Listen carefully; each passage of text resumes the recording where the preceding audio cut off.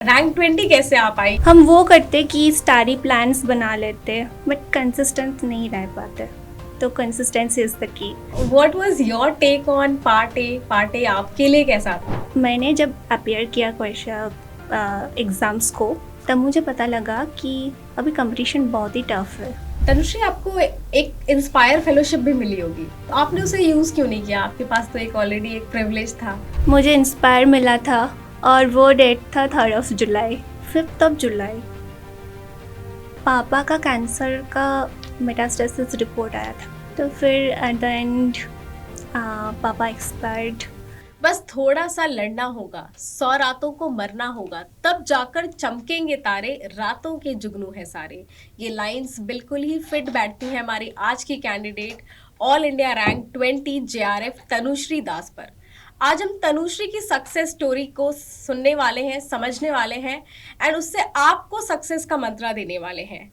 Hello everyone, welcome to अड्डा 24/7। I am educator मेघना श्रीवास्तव। तो मैं आपकी लाइफ साइंसेज एजुकेटर मेघना हूँ। आज तनुश्री से बात करेंगे। चलिए, hello Tanushree, how are you? Hi ma'am, I am good. Okay Tanushree, जैसा कि हमने देखा आप ऑल इंडिया रैंक 20 हैं, तो आप कुछ अपने बारे में बताइए। आपने शुरू कहाँ से किया, आपका बैकग्राउंड कैसा है, सारी बातें आप एक बार मुझे बताइए। First of all, thank you so much, ma'am, for such nice introduction. So, my name is Tanushri Dash. I'm hailed from Malda, West Bengal, called the city of mangoes, and I'm from purely plant background. Okay All my BSc and MSc is in botany from Okay. University of Code Bongo, Malda. And now, currently, I'm pursuing my PhD in Plant Transcriptional Regulation Group, ICGP, New Delhi. Okay Tanushree, तो ये तो बहुत ही अच्छा आपने एक बताया कि आप प्लांट बेस्ड ग्रुप से आ रही हैं एंड आप आगे रिसर्च भी प्लांट में ही कर रही हैं, लेकिन Probably I am a nature lover. That's why. Okay तो ये काफ़ी अच्छा आपने बताया। बट जब हम CSIR नेट जेआरएफ एग्जाम की बात करते हैं, लाइफ साइंसेस की बात करते हैं, तो वो प्लांट में रेस्ट्रिक्टेड नहीं है, राइट? और आप प्लांट बैकग्राउंड से, तो ये रैंक 20 तक का जो आपका एक जर्नी है, ये रैंक 20 कैसे आ पाई? आप ये एक बार बताइए। हम CSIR में जब अप्लाई करते हैं वो लाइफ साइंस होते हैं, यस। उसमें बॉटनी, जूलॉजी, फिजियोलॉजी सब कुछ इंक्लूडेड है। तो इसके लिए बहुत स्ट्रॉन्ग स्ट्रैटेजी चाहिए होता है, एकदम बेसिक्स क्लियर होना चाहिए। बेसिक्स और क्लियर होना चाहिए, क्योंकि हाँ, हमें उसे एक 100 पे लेकर आना है, क्योंकि जो लाइफ साइंसेस का एग्जाम है, it's not just knowledge based. Because CSIR net is all about conceptual questions, and अगर कंसेप्ट क्लियर करना है तो बेस के ऊपर बहुत ज़्यादा काम करना बेस के होता ऊपर है। काम करना पड़ेगा। और चाहे आप बॉटनी बैकग्राउंड से हो या जूलॉजी बैकग्राउंड से हो, सबको पता होना चाहिए, क्योंकि ultimately we are life science students. या ultimately we are life science हाँ। स्टूडेंट, बिल्कुल सही कहा आपने। तो काफ़ी स्ट्रॉन्ग स्ट्रैटेजी होना चाहिए। और हम वो करते कि स्टारी प्लान्स बना लेते बट कंसिस्टेंट नहीं रह पाते, तो कंसिस्टेंसी इज़ द की। Discipline, that's the key. And revision, time management, फिर हेल्थ एंड वेलबींग, ये भी बहुत इम्पॉर्टेंट एस्पेक्ट है, क्योंकि ये कहावत है कि healthy mind lives in healthy healthy body. Body. So healthy body is so important to make us up. So that's the thing.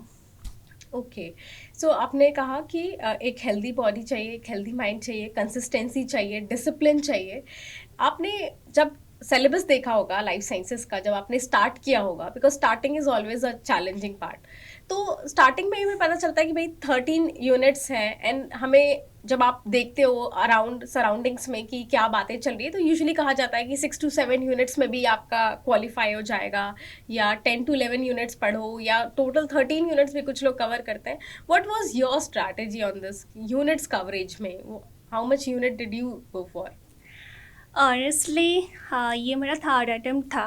Okay, third attempt. हाँ, तो फर्स्ट अटेम्प्ट वाज लाइक, मैंने सोचा था कि भाई एकदम अच्छे से प्रिपेयर करना है, तो जो हमारा लाइफ साइंसेस का रामायण महाभारत होता है, लेनिंजर्स हो गया, एल्बर्ट्स हो गया, तो वो सब जो बुक्स होता है वो सब मैं एकदम पढ़ के अच्छे से प्रिपेयर करने का कोशिश कर रही थी, खुद नोट्स बना के।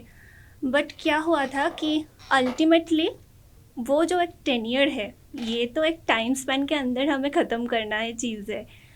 तो ये हो रहा था कि टाइम स्पैन के अंदर 6 टॉपिक ही कवर हो रहा था, and it's not a good number, Yeah, frankly it's not a good speaking. number. Yes. And I have no category, I'm a general student, so that's why मेरा एकदम cut off से बहुत नीचे था first time. तो फिर second time मैंने सोचा कि ना, थोड़ा मुझे बढ़ानी है, क्वांटिटी बढ़ाना है। हाँ, चैप्टर बढ़ानी है। तो फिर मैंने सीनियर से थोड़ा डिस्कशन किया और फिर उन्होंने बोला कि चलो ठीक है, 8 to 9 यूनिट्स सफिशिएंट। तो मैंने वो भी ट्राई किया। बट ये होता है कि अभी ना CSR का क्वेश्चन बहुत ज़्यादा इवॉल्विंग हो रहा है, और वो लोग क्या कर रही है कि 2 यूनिट को मार्च करके क्वेश्चंस बना रही है।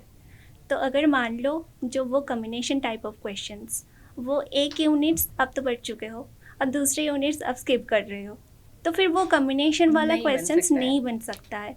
तो इसीलिए it's better to go for all 13 units. It's very true.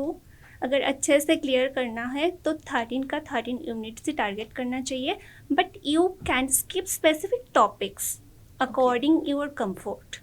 तो हम भी ये चीज़ सजेस्ट करते हैं स्टूडेंट्स को कि आप यूनिट्स में वो यूनिट ज़रूर कवर कीजिए जो कि हर यूनिट के साथ मर्ज करके पूछा जा रहा है। Let's say techniques is the unit की वो पार्ट सी के क्वेश्चंस में दे विल ऐड टेक्निक्स। ठीक है, क्वेश्चन आपका फर्स्ट यूनिट का हो तो वो 13 यूनिट का टेक्निक्स मर्ज करके क्वेश्चन आपसे पूछेंगे। तो ये चीज़ तो एनालाइज की है हमने भी। सो आपने बिल्कुल सही बोला कि नंबर ऑफ यूनिट ज़्यादा होने चाहिए, topics can be skipped, but yes units आप पूरा नहीं स्किप कर सकते हैं। अगर आप सोच रहे हैं कि आपको टॉप 100 में आना है और आपकी इतनी अच्छी रैंक ले आनी है, तो येस टॉपिक्स तो और नहीं कर मैम सकते। ये है कि CSR नेट क्वालिफाई करने का बाद क्या, हमें तो रिसर्च में जाना है, और रिसर्च में अगर जाना है तो वो टेक्निक्स बहुत इम्पोर्टेंट टॉपिक है, ये आगे चल के भी काम आएगा। एंड इन इंटरव्यूज ऑल्सो आपको yes. टेक्निक्स हेल्प करता है। Yes, definitely. अब मैं आपसे पूछूंगी कि जो पार्ट ए का सेक्शन है, जो कि हम देखते हैं कि लाइफ साइंसेज हो गया या केमिकल साइंसेज, मैथमेटिकल, सब में पार्ट ए का एक रोल देखा गया है। बट जो लाइफ साइंसेज के स्टूडेंट्स होते हैं वो सोचते हैं कि हम स्किप कर दें because again it's a mathematics और वो थोड़ी सी डिफिकल्ट हो जाती है। तो what was your take on part A? Part A आपके लिए कैसा था? हाँ, ये part A is a tricky portion. So क्या है कि मैंने जब फर्स्ट टाइम अटेम्प्ट किया था CSR, तो मैं सीनियर से पूछा था कि आप कैसे ये पार्ट ए मैनेज करते हो, क्योंकि बायोलॉजिस्ट का क्या होता है ना कि मैथमेटिक्स से एक फोबिया कम करता है। तो सीनियर्स ने कहा कि चलो ठीक है, you can skip, no issue, but negative मत लाओ।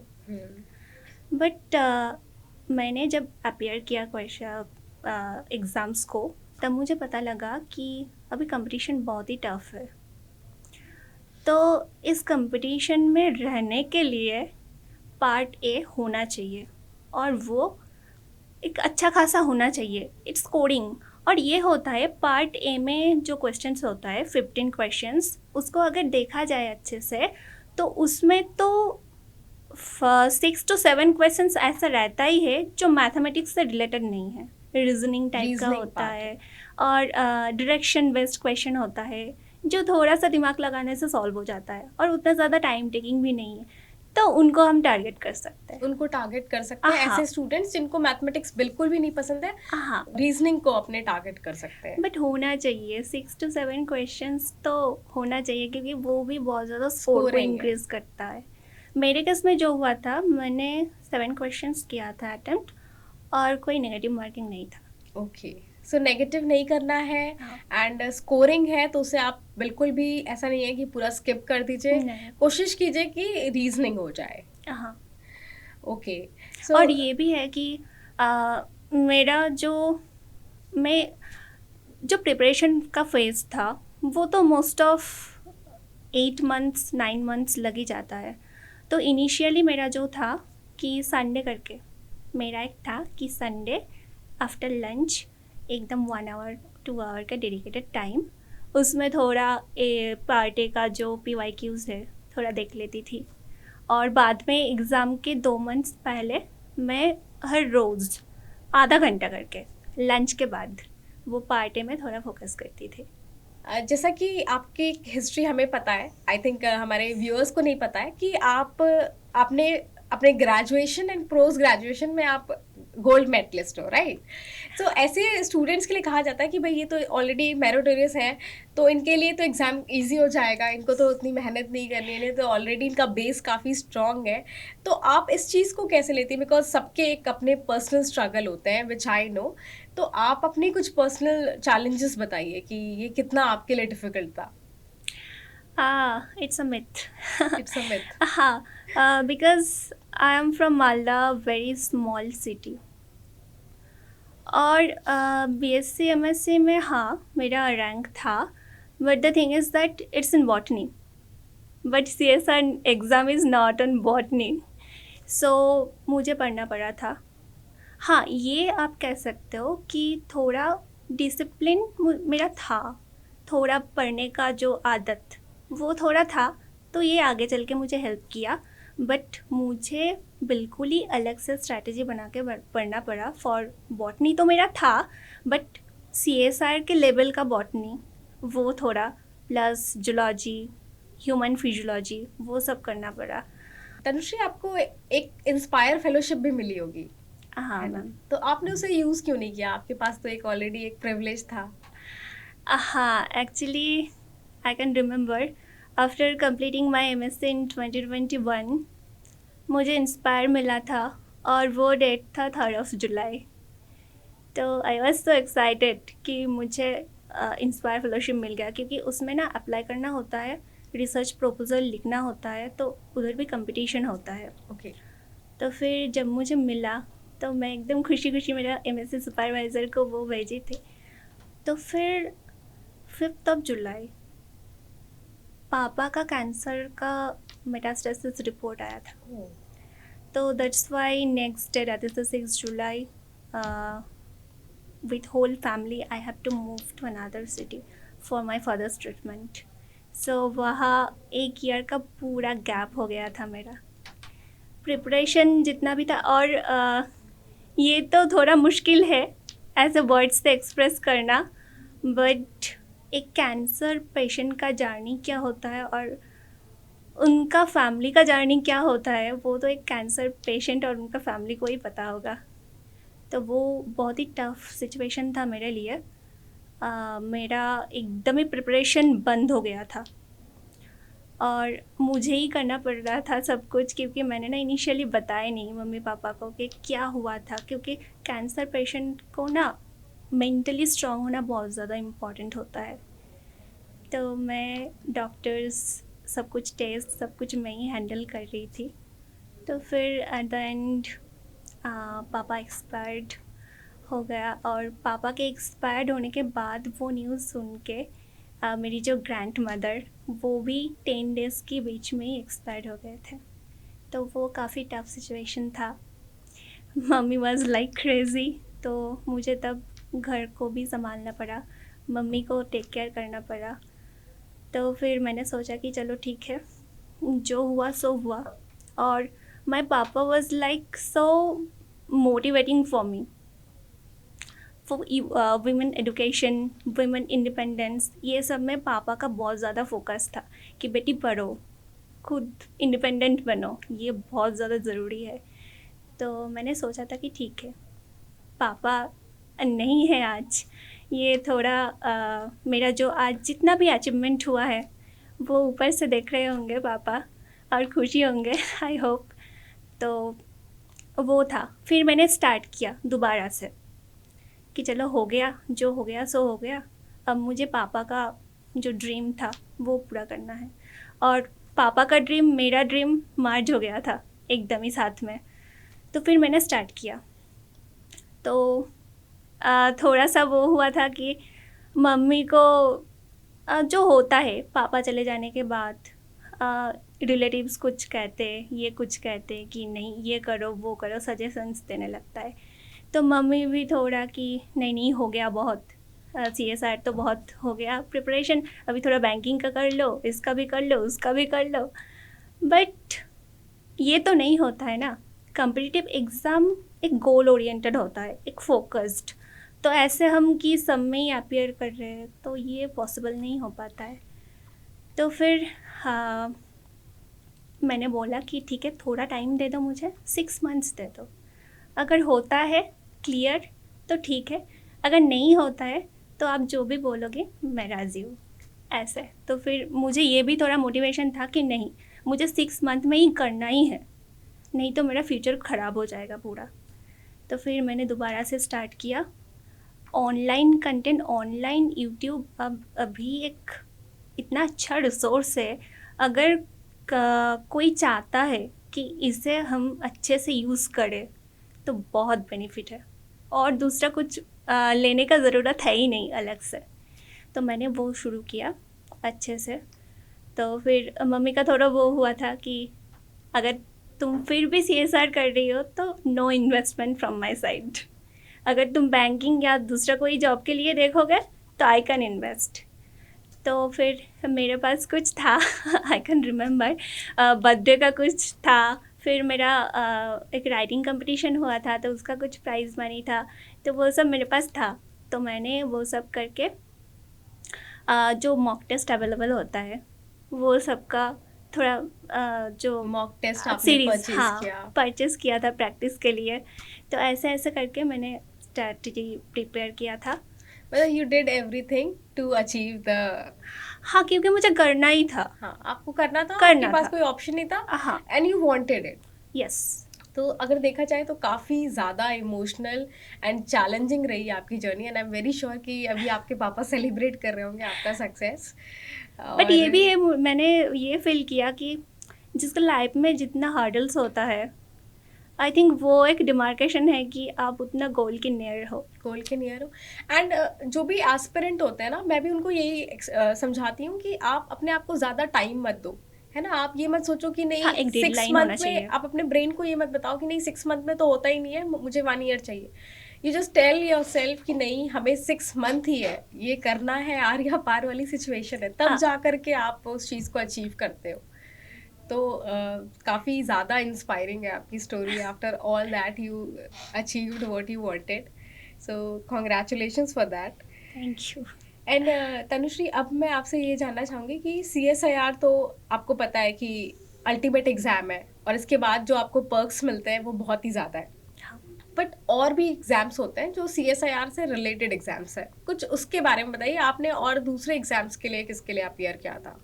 अच्छा, हाँ, मैंने गेट के लिए भी अपियर किया था। Okay. GATE XL and EY, उसमें भी मेरा ऑल इंडिया रैंक्स है। ओके। गेट एक्सेल में 580 एंड गेट EY में 275, एंड मैंने DBT वेट भी क्लियर कर चुके हैं। ओके। तो it's like CSR exam is बाप ऑफ ऑल एग्ज़ाम। बाप ऑफ ऑल एग्ज़ाम। अगर वो आप फोकस करते हो तो अदर एग्ज़ाम हो जाता हो है। जाता है। हाँ, सिलेबस कवर अप हो जाता है। फिर बाद में आया कि क्वेश्चन पैटर्न, ये थोड़ा डिफ़र कर जाता है। तो क्वेश्चन पैटर्न के लिए क्या होना चाहिए कि CSR का सिलेबस जैसा चल रहा है, प्लानिंग वैसा चलते रहे, और साथ साथ में DBT का, गेट का जो PYQs है वो थोड़ा देख लेना चाहिए, फिर तो हो एक जाएगा। पेपर पैटर्न पता चलता है, क्वेश्चन का नेचर पता चलता हाँ। है कि कैसे क्वेश्चंस पे इन्होंने ज़्यादा हाईलाइट कर रखा है। और करना चाहिए, अप्लाई करना चाहिए, ताकि आपको एक 360 व्यू मिल जाए हाँ, टॉपिक एंड का। मुझे लगता है कि वो एग्जाम्स जब क्वालिफाई होते हैं तो आप थोड़े से और मोटिवेट होते हैं फॉर हाँ, CSIR। कॉन्फिडेंस आ जाता है। हाँ, कि यार ये चल रहा है तो अभी ये चलेगा। हाँ, सो अभी लास्ट में मैं पूछूंगी, आप टिप्स क्या देना चाहेंगे कि this is the ultimate tip, और ये अगर आप फॉलो करते हो तो एग्ज़ाम आपका क्वालिफाई होगा ही होगा। आप कुछ ऐसा टिप बताइए, हमारे स्टूडेंट्स को बताइए। Actually my routine was like, मैं सुबह 5 AM में उठती थी। ओके। उठ के पहले रूफटॉप में जाती थी, थोड़ा सूर्य नमस्कार प्रैक्टिस करती थी। फिर मेरा छत के ऊपर ही होता था रिवीजन सेशन, वो 1 घंटा का होता था। तो रिवीजन के लिए मैं एक बात कहना चाहती हूँ कि शुरू शुरू में रिवीजन एक बहुत इंपॉर्टेंट चीज़ है, CSR हो चाहे और कोई भी कम्पिटिटिव एग्जाम हो, क्योंकि सिलेबस Facts बहुत ही बहुत ज़्यादा हाँ है। हाँ, सिलेबस बहुत वास्ट है। तो मेरा केस में क्या हुआ था कि मैं जब नोट प्रिपेयर कर रही थी 13 यूनिट्स का अलग अलग, तो 13 अलग अलग नोटबुक हुआ था मेरा ओके, नोट्स का। शॉर्ट नोट्स का। हाँ, तो it's so difficult to revise this 13 separate notebooks. तो काफ़ी टाइम का इशू हो रहा था मुझे। तो मैं सोच रही थी कि क्या सॉल्यूशन हो सकता है इसका। तो फिर मैंने एक ही नोटबुक प्रिपेयर किया था, एक ही में 13 यूनिट्स था, एकदम Okay. कंपैक्ट करके। तो उसमें मुझे याद है, as I was from botany background, मैं प्लांट फिजियोलॉजी से स्टार्ट किया था और 4 ही बस पेज था। 4 पेज में मैं पूरा प्लांट फिजियोलॉजी सम अप किया था। फिर बायोकेमिस्ट्री, वो मैंने 5 पेजेस में पूरा सम अप किया था। एंड विद क्वेश्चंस आपको पता चल जाता है कि कौन सी चीजें ऐड करनी है, कौन सी नहीं करनी है। ये आपको एग्जैक्टली क्वेश्चन मैम। प्रैक्टिस से पता चलता है। हाँ, पहले तो PYQs देखना चाहिए, क्योंकि CSR एग्जाम में ना कुछ कुछ हॉट स्पॉट्स है। हम्म, एकदम पूरा टॉपिक कवर करने का ज़रूरत नहीं है। वो हॉटस्पॉट अगर आप पहचान लेते हो, तो वो हॉटस्पॉट उठा के आप शॉर्ट नोट्स प्रिपेयर कर सकते हो और भी कंपैक्ट कर सकते हो। एक स्टेबल माइंड बहुत इंपॉर्टेंट है एग्जाम को क्वालिफाई करने के लिए। एग्जैक्टली। और ये एक ऐसा है कि अगर इस जर्नी को आप एंजॉय नहीं करते हो तो उसका कोई फ़ायदा नहीं है। You should enjoy. और ये एन्जॉयमेंट कैसा आएगा? अगर आपका डाइट सही है, आपका एक्सरसाइज सही है, स्लीपिंग टाइम सही है, और क्या है कि आपका थोड़ा ब्रेक टाइम भी चाहिए होता है। Break time is also very important. एक डेडिकेटेड ब्रेक टाइम भी होना चाहिए। बेसिकली आपको अपने नेगेटिव थॉट्स को नहीं आने देना है, एक स्टेबल माइंड रखना है। उसके लिए आप दूसरी चीज़ों में इन्वेस्ट कर सकते हैं, जैसे कि आप एक्सरसाइज कर सकते हैं, जैसे आप सूर्य नमस्कार कर दी थी, या म्यूज़िक आप सुन सकते हैं, आप अपने मोटिवेशनल किसी को सुन सकते हैं, क्योंकि मोटिवेशन भी काम आता है। ऐसा है हाँ कि आप उस चीज़ को सुन रहे हैं एंड वो चीज़ हाँ, आपको उस टाइम पे आपको हेल्प कर रही है। क्योंकि फ्यूल इज़ सो इम्पॉर्टेंट। हम्म, अगर फ्यूल गुड ना हो तो गाड़ी कैसे रन होगा? क्योंकि एग्जाम वाले दिन भी आपको काफ़ी कुछ फेस करना पड़ता है।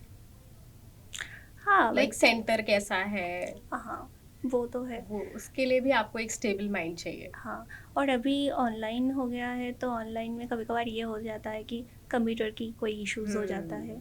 मेरे केस में ही हुआ था, मुझे 2 बार सिस्टम चेंज करना पड़ा था Okay. एग्ज़ाम के ड्यूरेशन में। तो वो थोड़ा वो हिल जाता है कंसंट्रेशंस। तो इसीलिए एक स्टेबल माइंड बहुत ज़रूरी है। बहुत ज़रूरी है। ओके, पार्ट ए के बारे में तो हमने देख लिया कि पार्ट ए आपने कैसे डील किया था। आप कुछ part B and part C के बारे में बताइए, बिकॉज पार्ट बी में वी नो दैट कि एक मेमोरी बेस्ड क्वेश्चंस होते हैं, उसमें कुछ नए नए क्वेश्चंस भी आ जाते हैं हर ईयर। हम देखते हैं कि अपने टॉपिक से ही रिलेटेड, बट वो चीज़ हमने ऑलरेडी पढ़ी नहीं होती है, वो क्वेश्चंस आ जाते हैं। एंड पार्ट सी में वी नो दैट कि रिसर्च एस्पेक्ट के क्वेश्चन होते हैं, जिसे अप्रोच करना बहुत मुश्किल होता है।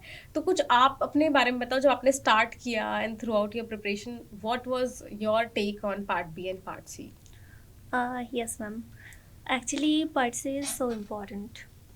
Part B is, we all know, is memory-based type of, and part C is mainly conceptual. And the thing is that part C questions are very lengthy type of, yes, so they are time taking. So part C को majorly focus करना है। इसके लिए अच्छा base चाहिए subject का। और ये है कि मैंने प्रिपरेशन के टाइम जो किया था, PYQs इज़ सो इम्पॉर्टेंट। तो PYQs में जब मैं करती थी, तब मैं पार्ट सी को पहले करती थी। जो 3 आवर्स का टाइम होता है पूरा, तो 3 आवर्स के टाइम में 2 आवर्स तो डेडिकेटेडली पार्ट सी के लिए होना चाहिए इन एग्जाम। In exam. और मैं भी जब घर में PYQs प्रैक्टिस करती थी, एकदम टाइम वो करके सेट करके, तो मैं ये फॉलो करती थी। तो 2 आवर्स फॉर पार्ट सी अच्छे से एकदम शांत माइंड में पहले स्टार्ट करना है। और वो 75 क्वेश्चंस होता है, out of 75 25 we have to answer. Yes, तो ये है कि 75 में से बहुत क्वेश्चंस होता है कि वो जो एकदम नया है, न्यू टाइप का, बट हमें तो 25 ही करना है। तो अगर बेस क्लियर है ना, तो 75 में से 25 इजीली मिल ही जाता है। ठीक है, and then come to part B. और पार्ट ए के लिए सिर्फ 10 to 15 minutes it's enough. It's enough. 10 हाँ, to 15 मिनट से ज्यादा अगर आप enough। दे रहे हैं, इट मींस आप पार्ट सी का टाइम ले रहे हैं। अगर 10 to 15 मिनट्स बाद पार्ट ए नहीं हो रहा है, Leave छोड़ it. छोड़ दो। तो फिर पार्ट बी में जो रेस्ट टाइम है वो तो बस ऐसे ऐसे करना है कि कौन सा मुझे आया? देखने को मिल रहा है, हाँ, कि आता है या नहीं नहीं आता। आता इट्स है। Binary kind of thing. तो ये है। तो एग्ज़ाम में भी मैंने ये स्ट्रैटेजी अपनाया था कि पार्ट सी पहले एकदम डेडिकेटेडली 2 आवर्स। जब 2 आवर्स ख़त्म हो जाता है, चाहे पार्ट सी का कुछ पोर्शन रह गया होगा, stop at this point, then come to part B and then at last part A. Part हाँ, एंड पार्ट बी में भी जो आ रहा है आप उसे सॉल्व करो, आप उसे अटेम्प्ट करो। नहीं आ रहा है, Exactly। जस्ट लीव इट, भले और- वो आपके 35 में से 18 क्वेश्चन से क्यों ना बन रहे हो। एग्जैक्टली। और नेगेटिव मार्किंग नहीं Avoid होना it, चाहिए, yes। बिल्कुल भी नहीं होना चाहिए। जो पोस्ट एग्ज़ाम एनालिसिस है वो बहुत ज़्यादा इम्पॉर्टेंट है। एग्ज़ाम दे दो, फिर काउंट करो पार्ट ए बी सी। एक पेज ले लो, पेज में पार्ट ए बी सी 3 कलम। फिर ए में टोटल कितना अटेम्प्ट किया, गलत कितना हुआ है, सही कितना हुआ है, मार्क्स क्या आया है। अकॉर्डिंगली बी एंड सी में B भी and ऐसा C का भी बनाना है। करके। फिर फिर देखना है कि वो जो गलत आ रहा है नेगेटिव मार्किंग, वो कौन सा टॉपिक से आ रहा है। तो वो टॉपिक को लिख लेना है। फिर नेक्स्ट स्टेप इज़ दैट अगर वो टॉपिक में 1-2 क्वेश्चन गलती हो रहा है तो then it's okay, it's silly mistake kind of thing.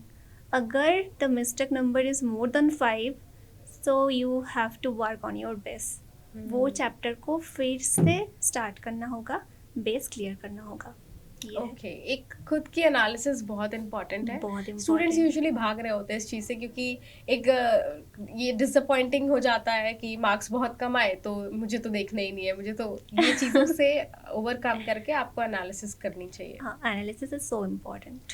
तो इस सेशन में हमने तनुश्री दास की स्टोरी देखी है कि कैसे उन्होंने एक फाइटर स्पिरिट दिखा करके सारे चैलेंजेस को ओवरकम करके, डिस्पाइट कि उनके पास काफ़ी प्रिविलेजेस थे, बिना उसके यूज़ के उन्होंने काफ़ी अच्छा परफॉर्म किया एग्ज़ाम में। अपने एक अच्छी सूझबूझ से, अच्छी स्ट्रैटेजी से उन्होंने part A, part B and part C को टैकल किया। आप भी कर सकते हैं ये सेम चीज़, आप भी फॉलो कर सकते हैं। ऐसे और सेशंस हम लाते रहेंगे। सब्सक्राइब कीजिए CSIR NET Adda 24/7।